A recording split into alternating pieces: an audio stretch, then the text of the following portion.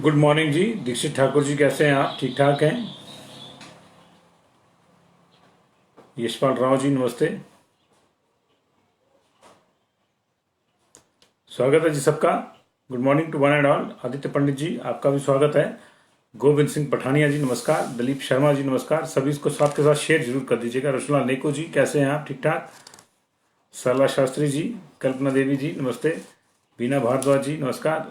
बिल्लू महाजन जी, राजेश गंगोत्रा जी, राजेंद्र ठाकुर जी, पंकु सोढ़ी जी, कैसे हैं आप?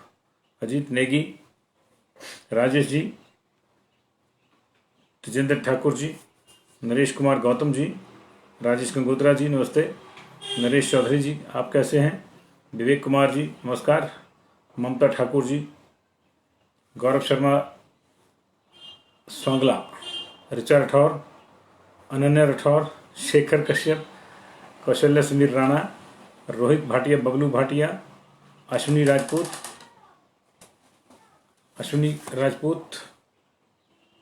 और उसके बाद अविनाश कौशल, यशपाल भगोरिया, ठाकुर एजे सूर्यवंशी, अर्जेंद्र ठाकुर, रमनकांत पटियाल जी, पवन शर्मा जी, खेमराज ठाकुर जी, संजीव गौतम जी, विजय ठाकुर जी, प्यार सिंह जी, चमन शर्मा जी, रेणु शर्मा जी, केसी कौशल जी, विवेक कुमार जी, नमस्ते। कपिल जी, शनि कुमार जी, रामलाल शर्मा जी, नमस्कार। मनीष चौधरी जी, नमस्कार। बीना ठाकुर जी, नमस्ते। मोहित कौशल जी, गुड मॉर्निंग। अरविंद शर्मा जी, नमस्कार। आज अनलॉक का दूसरा दिन है। पहले दिन काफ़ी चहल पहल बाजारों में देखी गई और ऐसा लगा कि अब कोई अनलॉक नहीं होगा, जो मुझे लगा, क्योंकि मेरा घर बिल्कुल गांव में है और सड़क के किनारे है, तो वहाँ की जो ट्रैफिक है वो नियमित रूप से है। सिर्फ बसें नहीं जा रही हैं, बाकी सब जा रहा है।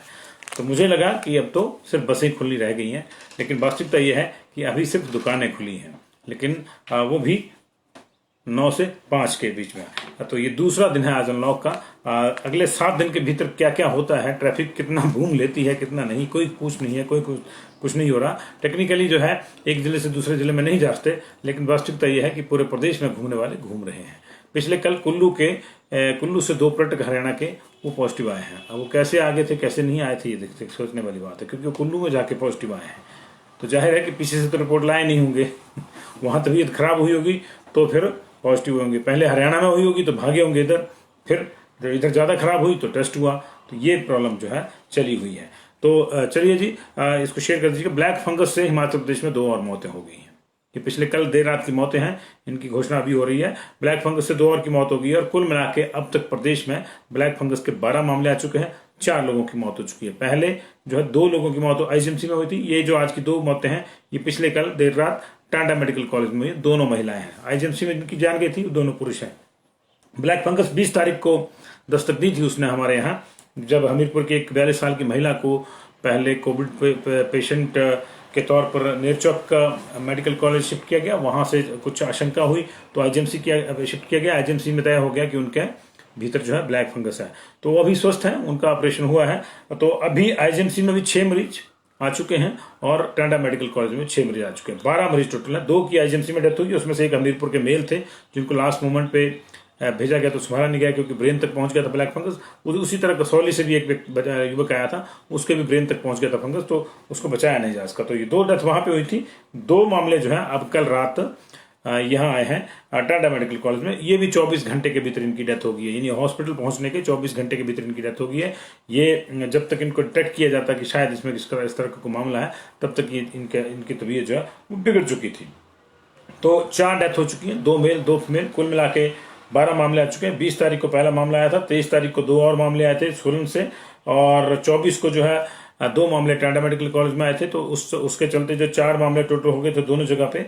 और 28 को जो है 27 रात को 2 मामले आए आईजीएमसी में, और उसके बाद कुछ मामले कांगड़ा में भी आए। तो कुल मिला के जो है 28 को 2 लोगों की डेथ हुई थी, और उसके बाद अब जो है 31 तारीख को 2 लोगों की डेथ हुई है। तो ये 4 दिन के भीतर 4 लोगों की मौत ब्लैक फंगस से हो गई है। इस लिहाज से ये थोड़ा चिंता का विषय है। हालांकि सरकार पूरी तरह अलर्ट है, सभी जगह स्पेशल वार्ड बना दिए गए हैं ब्लैक फंगस वालों के लिए, उन पर खास नजर रखी जा रही है, लेकिन दिक्कत है। एम्फोटेरेसिन इंजेक्शन जो इस पूरे मामले में काम आता है, उसकी भी पर्याप्त स्टॉक है हमारे पास। ऑपरेशन भी इन लोगों का जो है बिल्कुल कर दिया गया, लेकिन बचाया नहीं जा सका है। दैट मीन्स कि लेट रिपोर्टिंग इसकी भी हो रही है, जैसे कोविड में हो रही थी वैसे इसमें भी हो रही थी। 2 लोगों की मौत हो गई है ब्लैक फंगस से। पिछले कल कोविड से 21 लोगों की मौत हुई थी और पूरे मई का जो खाका था वो 1644 लोगों की मौत हुई थी। पूरे मई महीने में 97,377 97,377 नए पॉजिटिव आए थे सिर्फ मई में। और जो पीक था वो मई में 13 मई को आया था, 40,000 केसेज हो गए थे। लेकिन पिछले कल घट के जो है सारे मामले पिछले 18 दिन से केसेज लगातार घट रहे हैं, तो 13,621 मामले इस समय हमारे पास एक्टिव हैं। दोपहर तक इनमें शायद कुछ और कमी हो जाएगी, क्योंकि कुछ और रिकवरी की जो गाइडलाइंस है उसके तहत कुछ और लोगों को रिकवर मान लिया जाएगा। वो रिकवर हुए हैं या नहीं ये अलग बात है, लेकिन उनको रिकवर मान लिया जाएगा। उधर जो लोग +2 और दूसरी प्रतियोगी परीक्षाओं की तिथियों का इंतजार कर रहे हैं, उनका इंतजार शायद आज खत्म हो जाए। आज केंद्रीय मानव संसाधन मंत्रालय ने एक शिक्षा विभाग, जिसको कह सकते हैं हम नए नाम के तहत, केंद्रीय शिक्षा विभाग ने एक पूरा ड्राफ्ट तैयार करके प्रधानमंत्री की स्वीकृति के लिए भेजा है और ये आज ही मुझे लगता है कि हो जाएगा। हालांकि सुप्रीम कोर्ट में पिछले कल इससे जुड़ी तमाम याचिकाओं पर सुनवाई हुई थी। कुछ छात्रों ने याचिकाएं डाली थी, कुछ लोगों ने याचिकाएं डाली थी कि ये परीक्षाएं स्थगित होनी चाहिए और इसके लिए कोई और जो है फार्मूला अपनाकर जो है बच्चों को जो है प्रमोट किया जाए। लेकिन सरकार को लगता है कि 12th की परीक्षा जो है बेसिकली एक अहम परीक्षा होती है, इसलिए इसको जो है करवाना जरूरी है और सिर्फ किसी का आकलन जो है पुरानी जो उसकी परफॉर्मेंस है उसके आधार पर कर देना अच्छा नहीं होगा। सुप्रीम कोर्ट में ये मामला लगा था और इस मामले में जो है जस्टिस खानविलकर और न्यायमूर्ति दिनेश माहेश्वरी की जो वेकेशन वाली जो खंडपीठ होती है उसमें ये मामला लगा था और जस्टिस खानविलकर ने कई चीजें जो है पूछी हैं। अटॉर्नी जनरल वेणुगोपाल ने ये कहा है कि 2 दिन का समय दीजिए, हम लोग फैसला ले रहे हैं। तो संभवतः ये फैसला आज ही हो जाएगा। मंगल और बुध का समय मांगा है और वीरवार को इस पहला आउट होना, लेकिन संभवतः ये फैसला आज हो जाएगा क्योंकि जो प्रपोजल है वो पीएमओ पहुंच चुका है। अब सिर्फ पीएमओ के जो इंतजार है तो सिर्फ इस चीज का है कि पीएमओ इस चीज को हरी झंडी कैसे देता है कैसे नहीं देता है। ये सारा मामला जो है हो गया। ये 2 दिन का वक्त जरूर मांगा गया है लेकिन ये चला गया। तो पीएमओ आज क्या इस पे करता है क्या नहीं करता है देखना है। पीएमओ इस मामले को लेकर गंभीर है और जो है 3 जून की सुनवाई से पहले जो है ये ऐलान हो सकता है। तो ये माना जा रहा है कि शायद 14 जुलाई से 15 अगस्त के बीच में ये परीक्षाएं करवाई जाएंगी, क्योंकि जो मेडिकल एक्सपर्ट्स हैं उनसे भी लिया गया होगा कि मिनिमम असर कब होगा उसके लिहाज से है। 3 तरह के प्रपोजल तैयार करके भेजे हैं शिक्षा मंत्रालय ने। एक तो यह कि साइंस, आर्ट्स और कॉमर्स के जो मेजर सब्जेक्ट्स हैं, मेन सब्जेक्ट्स हैं जो इलेक्टिव नहीं है, उनका परीक्षा करा के जो इलेक्टिव है उनके लिए जो है उन्हीं के आधार पर मार्किंग कर दी जाए। और दूसरा प्रपोजल यह है कि सिर्फ 30 मिनट का पेपर हो और उसमें भी ऑब्जेक्टिव क्वेश्चन पूछे जाएं और इसमें भी विषयों की संख्या जो सीमित रहेगी, यानी सभी का नहीं होगा, मेजर का ही होगा इसमें भी। और तीसरा जो प्रपोजल है वो ये है कि अगर हालात बहुत खराब हो जाते हैं, इन केस वर्स्ट कंडीशंस में, तो फिर 9वीं 10वीं और 11वीं के आधार पर बच्चे का जो 9th का 10th का और 11th का रिजल्ट है उसको मिला के उसका एवरेज निकाल के उसके आधार पर नंबर दिए जाए। अब कौन से फार्मूले को पीएमओ ओके करता है कौन से को नहीं करता है ये देखना होगा, लेकिन माना जा रहा है कि एग्जाम जो है उसको लेकर अब आज ही ये फैसला हो सकता है। आज ही डेट्स जो है देर रात तक जो है कभी भी अनाउंस हो सकती है या फिर कल हो जाएंगे, क्योंकि परसों तो फिर से कोर्ट ने इस मामले पर सुनवाई करनी है और परसों इसमें कोर्ट को बताया जाना कि क्या है। तो ये आज और कल में 1 और 2 तारीख के भीतर, लेकिन माना जा रहा है कि आज ही हो जाएगा और अगर आज नहीं होता तो कल हर हाल में होगा। ये परीक्षाओं का जो है शेड्यूल आ जाएगा। उधर हिमाचल प्रदेश की बात करें, क्योंकि देखिए ये तो सीबीएसई का मामला चल रहा है सेंटर में, बोर्ड्स के भी अपने एग्जाम है। तो अगर हिमाचल प्रदेश की बात करें तो हिमाचल प्रदेश के शिक्षा मंत्री ने कहा था कि हम 12 जून के बाद कभी भी एग्जामिनेशन के लिए तैयार हैं और ऐसा उन्होंने जो है उस आकलन के आधार पर कहा, क्योंकि पिछले 18 दिन से हमारे केसेस कम हो रहे हैं। इस समय हमारे पास जो है 13,000 केसेज हैं, तो पिछले 18 दिन में हमारे 27,000 केसेज जो हैं वो कम हुए। तो मान लीजिए कि अगले में रफ्तार अगर आधी भी रहती है तब भी हमारे जो है ये 13,000 केसेस कम हो जाने चाहिए। दैट मीन्स कि जो डेली हमारे केसेज आ रहे हैं जो अभी 800-900 के आसपास आ रहे हैं उसके आसपास ही जो है 1,000-1,500 या मैक्सिमम 2,000 के आसपास जो है हमारे एक्टिव केसेज होंगे। वो स्थितियां निश्चित रूप से जो है सामान्य मानी जाएंगी और उस हालात में हम लोग जो परीक्षा करवा सकते हैं। लेकिन क्या होगा क्या नहीं होगा इसके लिए सेंटर की जो गाइडलाइंस है उसको देखना जरूरी होगा, उसका इंतजार जरूर करेंगे। 5 तारीख को मंत्रिमंडल की हमारे यहाँ बैठक है उस बैठक में कुछ और फैसले लिए जा सकते हैं, क्या खोलना है, कैसे खोलना है, हो सकता है कुछ बसें चल जाएं, लेकिन अभी जो है जो कंसंट्रेशन है वो सारी इस बात पर है कि स्कूलों को कब से खोला जाए। तो स्कूलों का मतलब जब हम लेते हैं तो हमारे बहुत से दर्शकों ने कहा कि स्कूलों का मतलब सिर्फ स्कूल जमा 2 जमा 1 का ही नहीं है। NIT, दूसरे प्रोफेशनल कॉलेजेस, ये सारे बंद हैं। मेडिकल से रिलेटेड जो शिक्षण संस्थान है उनको लेकर, तो बाकी तमाम शिक्षण संस्थान बंद है, उनका भी देखना होगा। पढ़ाई का नुकसान तो उनका भी हो रहा है, तो वहां भी चीजें करनी होगी। और दूसरी बड़ी खबर यह है कि अभी कल तो अनलॉक का पहला दिन था, आज दूसरा दिन है। तो बैंकर्स कमेटी जो है स्टेट लेवल की, उसने तय किया है कि बैंक अब 4 बजे तक खुलेंगे और 2 बजे तक ग्राहकों को सेवा देंगे। पहले था कि 2 बजे तक खुलते थे और 8 से 11 के कोई टाइम था लोगों का नॉर्मल मूवमेंट का, तो 11 बजे तक ही जो है पब्लिक डीलिंग होती थी उसमें। लेकिन अभी 11 के बजाय 2 बजे तक, क्योंकि 9 से 2 हो गया है टाइम, तो ये बैंकों को ज्यादा सूट करता है। 8 से 11 वाले की बजाय 9 से 2 जो है ज्यादा सूट करता है। तो बैंक 9 बजे खुल जाएंगे, 2 बजे तक वो जो है पब्लिक डीलिंग करेंगे, 2 से 4 जो अपना उनका काम होता करेंगे, तो 4 बजे तक बैंक जो है ये खुलेंगे। ये बड़ी खबर है। उधर बिजली की दरें नहीं बढ़ेंगी, आपके लिए थोड़ी राहत वाली खबर है। आपका तेल बहुत बढ़ चुका, आटा बढ़ गया, दालों की कीमतें बढ़ गई, बहुत बढ़ गया, लेकिन बिजली की बिल जो है वो नहीं बढ़ेंगे। नियामक आयोग ने एक लंबा चौड़ा प्रपोजल दिया था कि हम लोगों को इतने पैसे बढ़ाने हैं, लेकिन सरकार ने उसमें 424 करोड़ रुपए की एक मुश्त उनको जो है सब्सिडी देने का फैसला किया है, ताकि आप पे इसका बोझ ना पड़े। तो बिजली के बिल अभी वैसे रहेंगे, जिनकी सिर्फ प्रति माह 60 यूनिट खर्च होती है, उनको जो है 3 रुपये 30 पैसे टोटल रेट होगा उसका, उसमें 2 रुपये 30 पैसे की सब्सिडी भी होगी, 1 रुपये यूनिट पड़ेगी बेसिकली जिसको भी देनी है। घरेलू कनेक्शन है जी। इसके अलावा दूसरा जो स्लैब है वो 125 यूनिट तक का है, यानी 0 से 160 से ऊपर और 125, उसके लिए जो है 2 रुपये 3 रुपये 95 पैसे रेट है, 2 रुपये 10 पैसे की सब्सिडी है और 1 रुपये 85 पैसे उसको जो है काट पीट के आपको देने पड़ेंगे। लेकिन अगर आपकी कंजम्पशन जो है 125 यूनिट से ज्यादा और 300 से कम है, 300 से कम है या 300 तक है, 126 से 300 के बीच में, तो आपको जो है 4 रुपये 85 पैसे का रेट लगेगा और आपको सब्सिडी सिर्फ 90 पैसे मिलेगी और 3 रुपये 95 पैसे जो आपको देने होंगे। तो जितनी आप कम खर्च करेंगे उतना आपका बिल कम आएगा। अगर आप 60 यूनिट ही खर्च करते हैं या उससे कम करते हैं तो आपको 1 रुपये पर यूनिट के हिसाब से बिल आएगा। अगर आप 60 से 125 यूनिट के बीच में खर्च करते हैं तो आपको जो है 1 रुपये 85 पैसे के हिसाब से बिल आएगा। अगर आप 300 यूनिट तक खर्च करते हैं तो फिर आपको 3 रुपये 95 पैसे, लगभग 4 रुपये के हिसाब से आपको जो है वो बिजली देनी पड़ेगी। लेकिन बिजली की दरें बढ़ेंगी नहीं, ये बड़ी बात यह है। और उद्योगों के लिए भी कई राहतें जो है इसमें दी गई हैं और ये इस वक्त की जो है बड़ी राहत हम कह सकते हैं। तो ये मामला है। उधर चुनाव आयोग ने चिट्ठी लिखकर पूछा है कि सरकार जी फतेहपुर और मंडी के चुनाव कब करवाने हैं। आपको याद होगा पिछले दिनों भाजपा विधायक दल की एक बैठक हुई थी, उसके बाद जो है ये प्रपोजल बना था कि चुनाव आयोग को कहा जाए कि हमारे यहाँ अभी कोविड का बहुत ज्यादा कहर है, इसलिए चुनावों को स्थगित कर दिया जाए।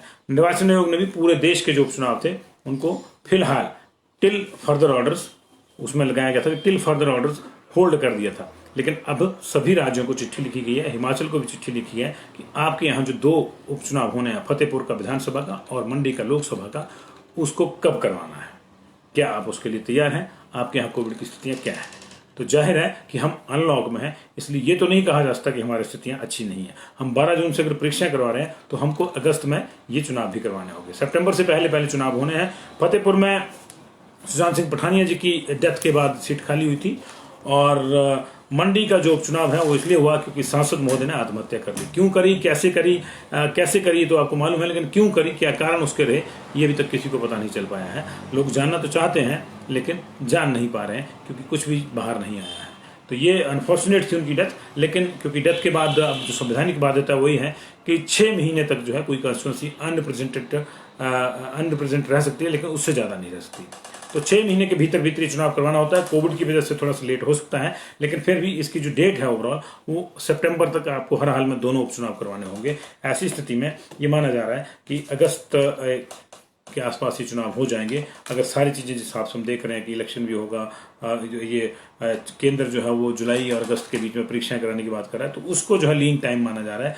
हालांकि हमारे यहाँ लीन टाइम जो है सरकार के मुताबिक आ गया है। मुख्यमंत्री ने इतना जरूर कहा है कि जब तक पूरी तरह से नियंत्रण नहीं हो जाता तब तक बंदिशें जारी रहेंगी। तो पूरी तरह से तो नियंत्रण जो है अभी समय लगेगा, लेकिन जिस रफ्तार से केसेस कम हुए हैं वो रफ्तार अपने आप में जो है एक अच्छा संकेत है। 18 दिन में जो है हमारे पास 27,000 के पास आसपास केसेस जो है कम हुए हैं, यानी डेली 2,000 के आसपास केसेस कम हो रहे हैं। ये बहुत अच्छी रिकवरी रेट है हमारा। हालांकि डेथ के मामले में 53 का एवरेज रहा हमारा, लेकिन अभी जो परेशानी थी हमारी वो कोई और थी, और वो परेशानी ये है कि वो डेथ के मामले में था। तो ये अभी अगर बात करें हम ओवरऑल सिनेरियो की, तो देश में पिछले 24 घंटे में 1,26,000 नए लोग आए हैं पॉजिटिव, सिर्फ 1,26,000। अब देखिए 4 लाख तक पहुंच गया था मामला, अब 1,26,000 आए हैं। और 24 घंटे में कुल जो ठीक हुए हैं वो 2,54,000 ठीक हुए हैं। तो इस तरह से जो है एक्टिव केसेज में 1.5 लाख से ऊपर का फर्क पड़ा है। 24 घंटे में कुल मौतों का आंकड़ा भी घटा है 2781। ये लंबे अरसे बाद 3,000 से नीचे मामला है। अदरवाइज ये 3700-3500 के बीच में झूल रहा था। अगर ये 31 तारीख का डाटा है जो हमारा, जो ये 2781 का है, अगर हम उस डाटा को थोड़ा सा और पीछे ले जाएं, तो अगर 30 तारीख की बात करें तो 30 तारीख को जो है 3,129 डेथ हुई है। तो उसके मुकाबले भी जो है 250-300 का फर्क है। अभी 2781 डेथ हुई पिछले 24 घंटे में। कुल मिलाकर अब तक देश में 2,81,00,000 लोग पॉजिटिव आ चुके हैं, 2,59,00,000 ठीक हो चुके हैं, 3,31,000 मौतें हो चुकी है। और जो हमारा चला गया था 37 लाख से ऊपर एक्टिव केसेस का आंकड़ा, वो घट के अब आधा रह गया, 18,90,000 के आसपास रह गया है। बहुत बहुत शुक्रिया आप लोगों का। लगातार कोविड की रफ्तार कम हो रही है, लेकिन इसका मतलब ये नहीं है कि कोविड चला गया है। हिमाचल प्रदेश में भी मैं बार बार आपको यही कहता हूं कि आपको सरकार छूट दे रही है, संक्रमण नहीं दे रहा है। इसका ख्याल रखेगा। और बहुत बहुत शुक्रिया। जब आप इस चीज़ का ख्याल रखेंगे तो आप नियमों का पालन भी करेंगे। आप नियमों का पालन कीजिए, आप मास्क लगा के रखिए, 2 गज की दूरी का इस्तेमाल कीजिए, और समय समय पर हाथ धोते रहिए जी। नहीं, आपको लगता होगा शारदा चंचल की जरूरत नहीं है। जो संवैधानिक बाध्यता है वो ये है कि जरूरत है, क्योंकि वो अनरिप्रेजेंट हो जाएगी कंस्टिट्यूंसी। जब आप कहीं अनरिप्रेजेंट हो गए तब आपको इसका पता चलेगा कि इसके मायने क्या होते हैं, कितनी चीज़ें रुक जाती हैं। तो ये संवैधानिक व्यवस्था बनाई हुई है, उसको चरमराने नहीं दिया जा सकता। इलेक्शन तो होगा ही। हाँ, स्थितियाँ ही खराब होगी तो कोई कुछ नहीं कर सकता। स्थितियाँ ही खराब हो जाएंगी, खुदा ना करे कि हो कोविड की तीसरी लहर ना आए। तो यह है जी।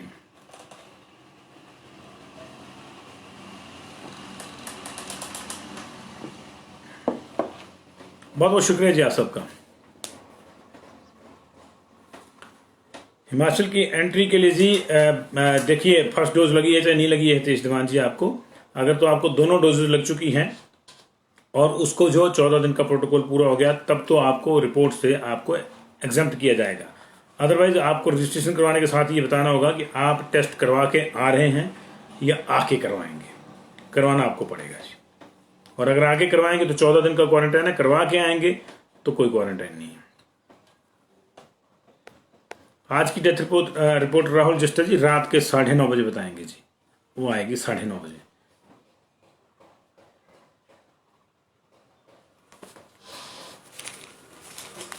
थैंक यू वेरी मच जी।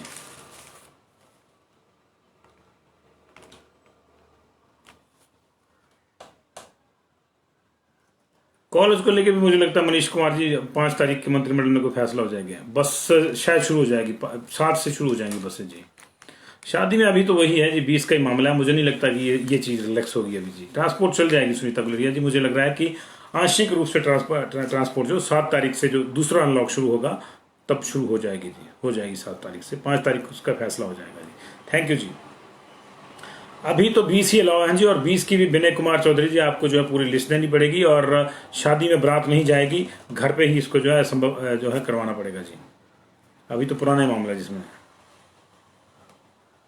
सिर्फ 20 अलाव हैं, कोई बोटी नहीं, कोई बारात नहीं जी, और ना बोटी ना बारात और ना बैंड बाजा, सिर्फ सिंपल शादी 20 लोगों के साथ घर में जी।